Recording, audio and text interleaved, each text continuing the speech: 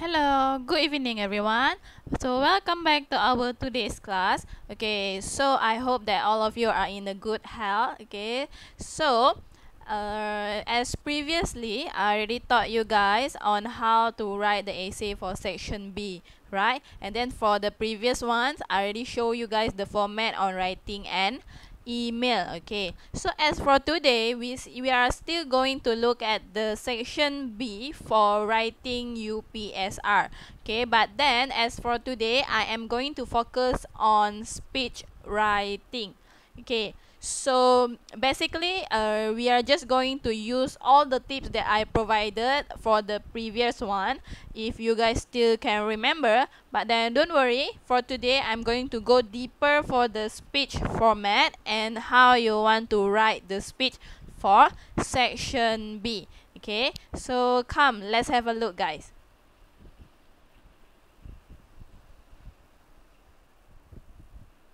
Okay, so as for today, we're going to look for speech, okay, for the essay writing for speech. So first of all, what is speech? Okay, so speech ialah ucapan. Okay, so untuk hari ini, untuk essay pada hari ini, kita akan lihat cara-cara untuk menulis karangan bahagian B untuk ucapan. Okay, so sebelum ni teacher dah ajar macam mana awak nak tulis karangan untuk section B. Okay, so hari ni kita still dalam section B, tapi hari ni kita akan fokus untuk ucapan sahaja. Okay, so semua tips yang teacher kongsikan untuk previous class kita akan still gunakan untuk hari ini. Okay, so first of all, speech ialah ucapan. Okay, and then for your information, when we want to write a speech, we need to write 5 paragraph. Okay, untuk pengetahuan awak, kalau kita nak tulis karangan untuk ucapan, kita kena tulis 5 perenggan. Okay, so as previously I told you guys, when for the basic essay writing for section B, we just need 3 paragraph, right? Okay, but for today we are going to write for 5 paragraph. Okay, so sebelum ni teacher bagi tahu yang untuk penulisan essay section B kita memerlukan 3 perenggan. Tapi untuk hari ni, untuk speech dia berbeza.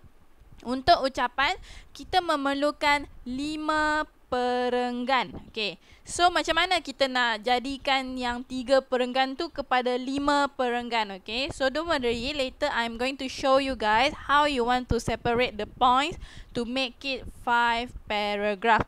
Okay, and then of course, first of all, I'm going to show you guys what is the format for speech. Okay, apa itu format untuk penulisan ucapan? Okay, so briefly over here, today we are going to look at the speech for essay writing section B. Okay, and then for the speech we need to write 5 paragraph. Okay, and then first of all we are going to look at the format of the speech. Okay, so come, let's have a look for the format.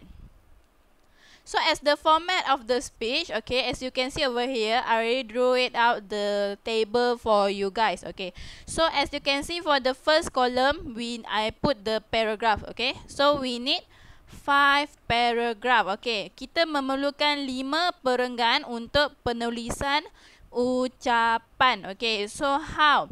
For the first paragraph, okay, I divided into 3 things. Okay, teacher bahagikan kepada 3 benda untuk perenggan yang pertama. So what is it?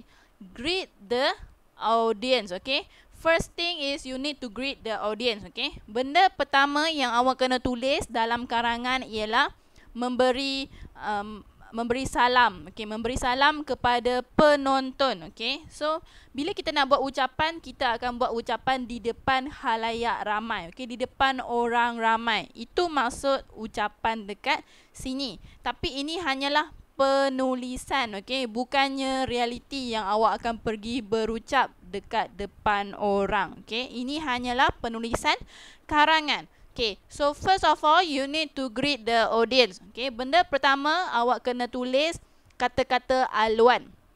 Okay, For the second thing, you need to introduce yourself. Okay, awak kena perkenalkan diri awak terlebih dahulu sebelum awak masuk kepada ucapan tersebut. Okay, and then for the third one, you have to introduce the topic. Awak kena memberitahu tajuk yang awak nak berikan ucapan pada hari itu.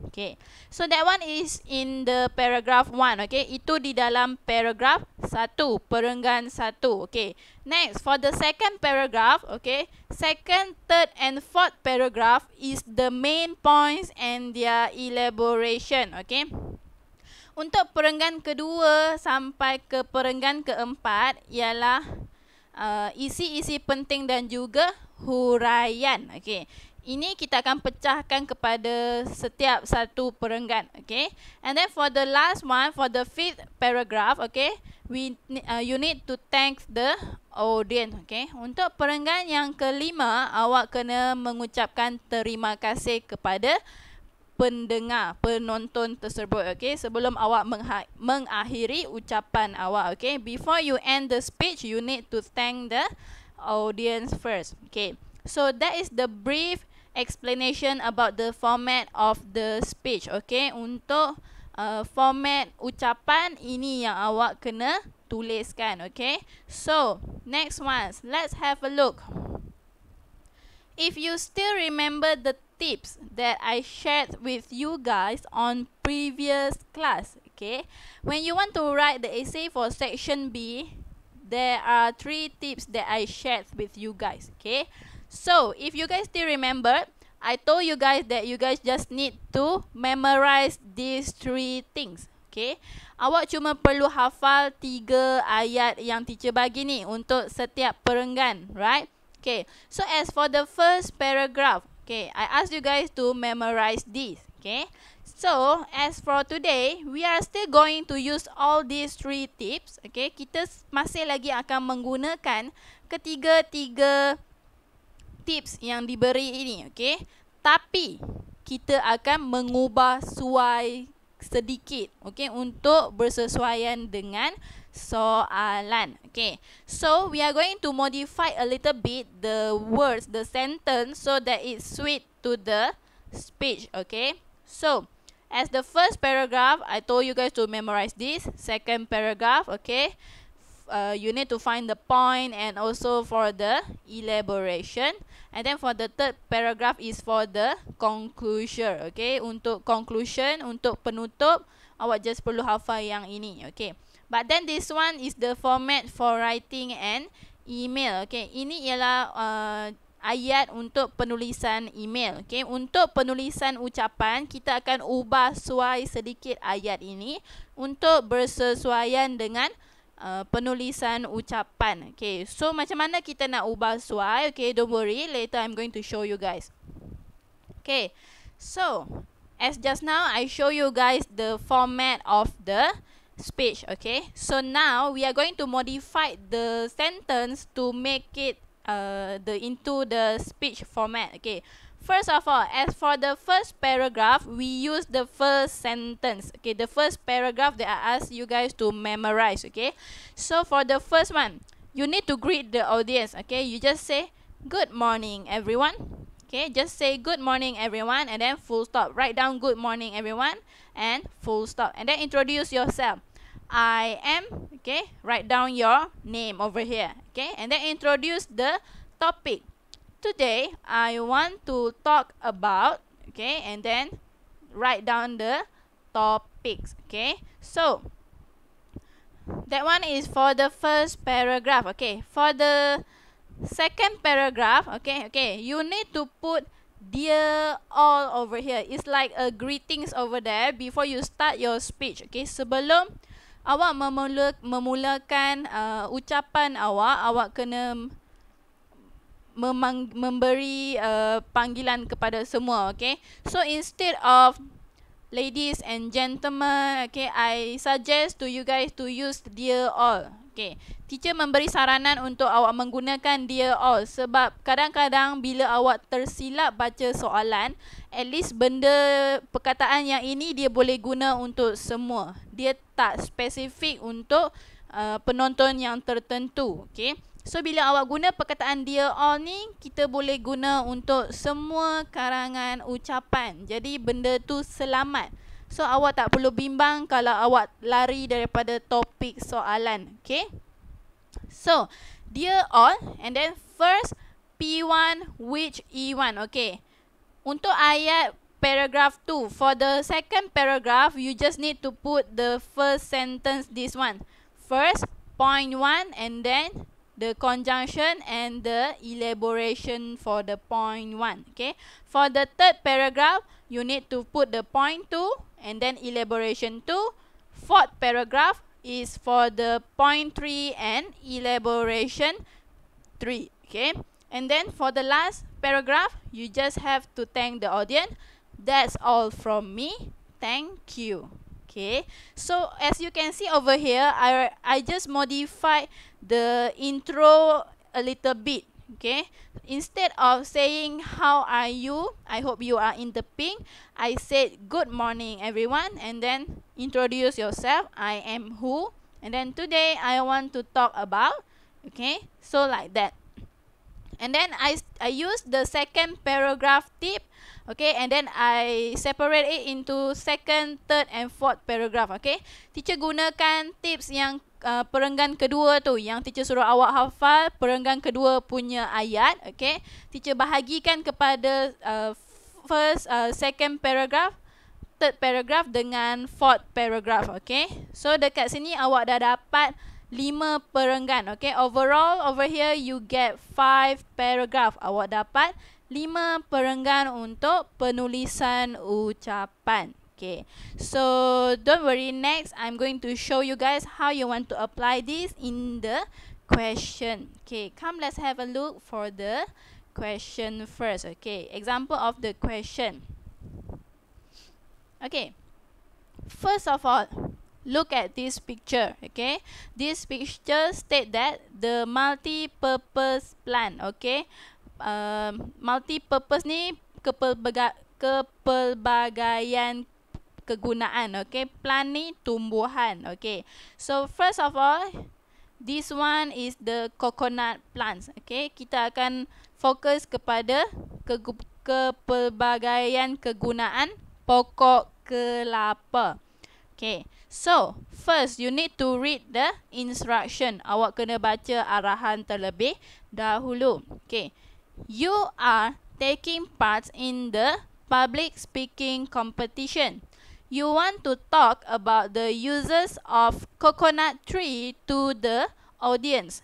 Based on the notes and information given, write a speech about the multi-purpose of coconut tree. Your answer should be between 50 to 80 words. Okay. So maksud dekat sini, anda akan mengambil bahagian dalam pertandingan berpidato. Anda ingin berucap tentang kegunaan pokok kelapa kepada penonton. Berdasarkan nota dan maklumat yang diberikan, tuliskan satu ucapan mengenai kepelbagaian kegunaan pokok kelapa. Jawapan anda hendaklah di antara 50 hingga 80 patah perkataan. Okay, so as you can see over here, the word that I bolded in the red color is the important message. Okay, so the first one, you want to talk about the uses of coconut tree.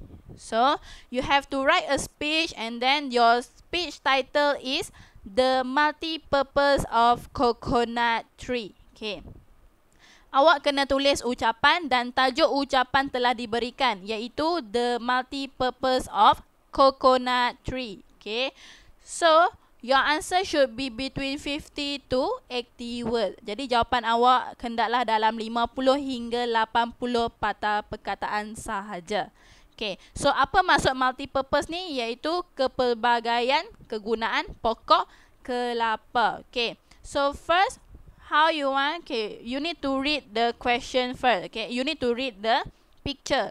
So the uses of coconut tree is the leaves can be made into brooms. Okay, daun dia boleh dibuat penyapu, brooms. Okay, penyapu lidi. Okay, daun pokok kelapa boleh dibuat penyapu. Then next one, coconut palm grows well in sandy soil. Okay, pokok kelapa membesar, boleh tumbuh dengan elok di kawasan tanah pasir. Okay, sandy soil ialah tanah pasir. Okay, and then the flesh of the coconut can be made used to make oil. Okay, isi kelapa ini boleh digunakan untuk membuat minyak. Okay, kita boleh guna isi dia untuk buat minyak kelapa. Okay, next one, the trunks can be used as bridge. Okay, trunk dekat sini maksud dia batang pokok kelapa. Okay, batang pokok kelapa boleh digunakan sebagai jambatan. Okay, kita boleh guna batang pokok kelapa untuk membina jambatan. Okay, and the last one, the coconut milk is used for cooking and baking. Okay, santan kelapa digunakan untuk tujuan memasak dan membakar. Okay, baking, masak kek. Okay, so these are the uses of the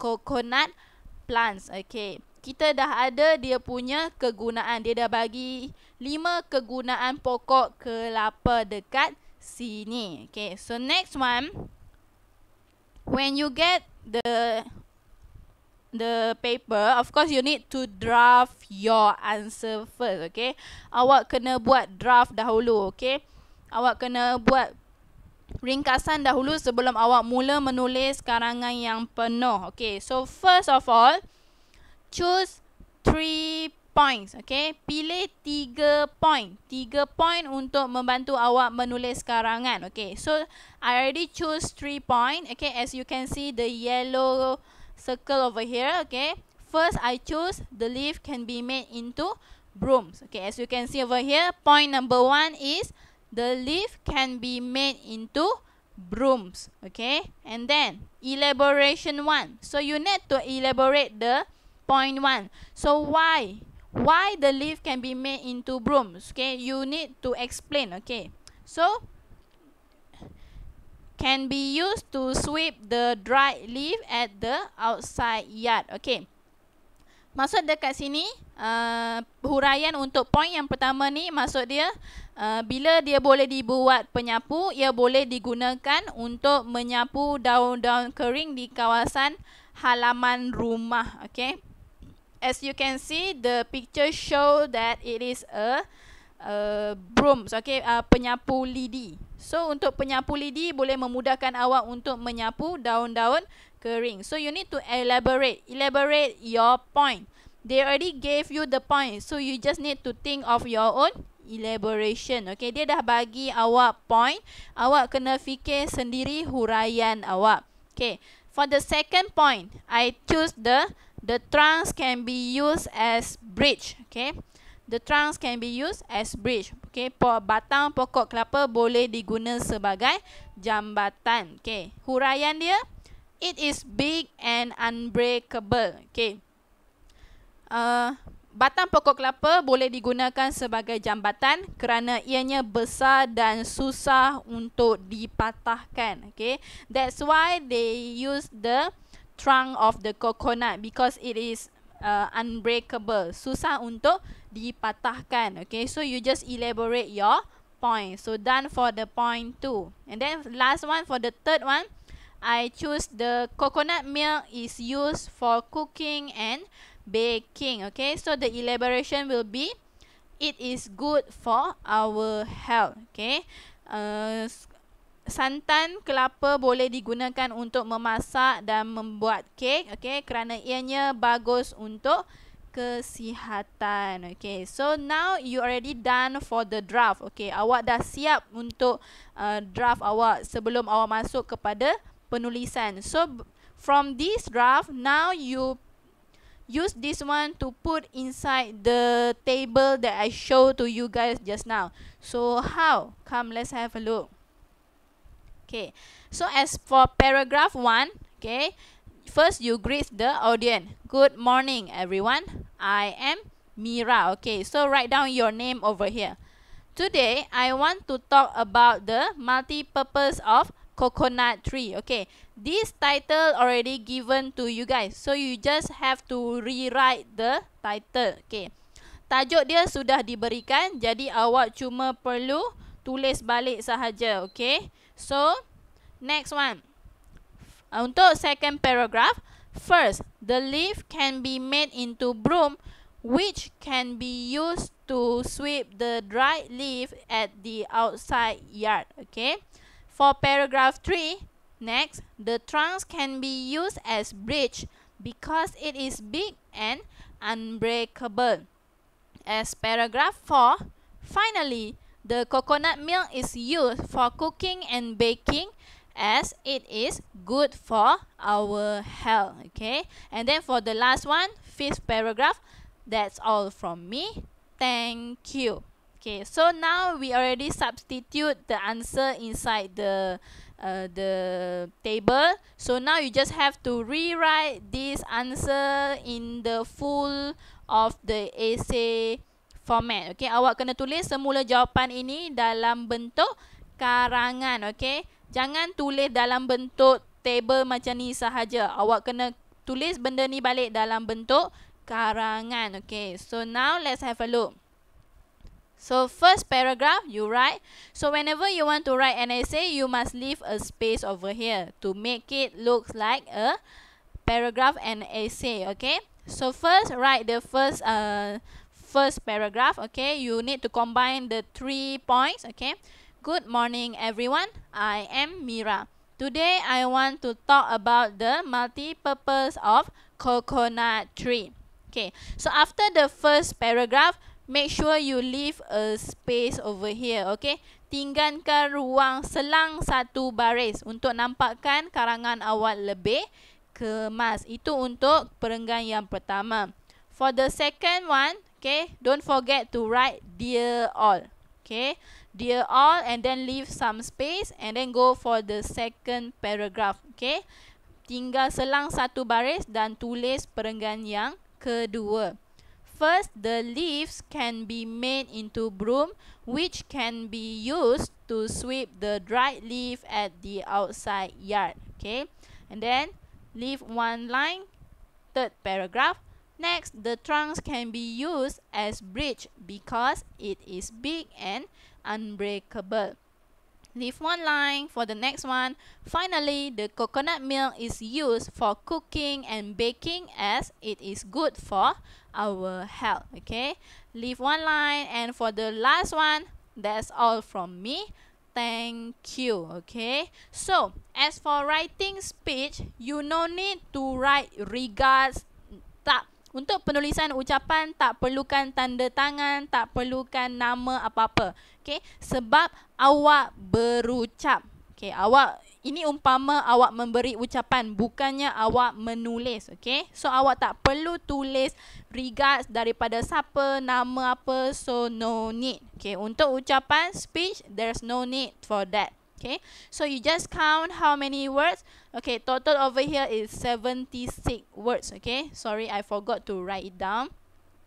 Okay, jumlah ayat dekat sini ialah 76 patah perkataan. Okay, so it doesn't exceed 80 words. Okay, ia tidak melebihi 80 patah perkataan. Okay, so as for here, you will get the full marks for the 12 marks. Okay, you will get full marks over here. So it's very easy. You just need to memorize this each word. Like I told you guys, just memorize this. Okay, it can help you to score more for the section B. Awak cuma perlu hafal ayat-ayat ni, dan yang untuk point dia awak cari dalam soalan, dan seterusnya dia punya huraian awak kena fikir, dan sebagai yang ni awak akan dapat markah penuh. Okay, so as for the conclusion, okay, you just have to memorize this table for the speech writing. Awak cuma perlu hafal table ni, okay, untuk penulisan ucapan. Okay, memudahkan awak.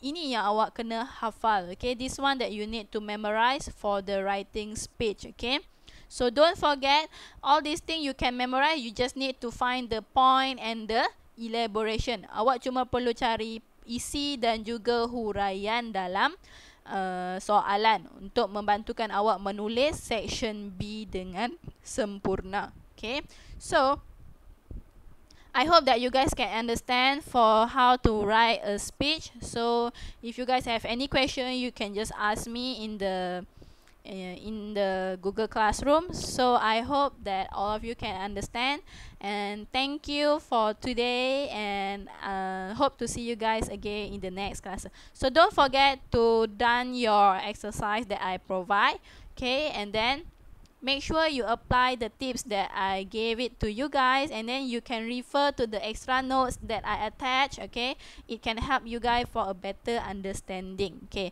so that's all for today. I already taught you guys on how to write the full essay for the speech writing. Okay, so that's all. See you guys again in the next class. Okay, thank you guys. Bye.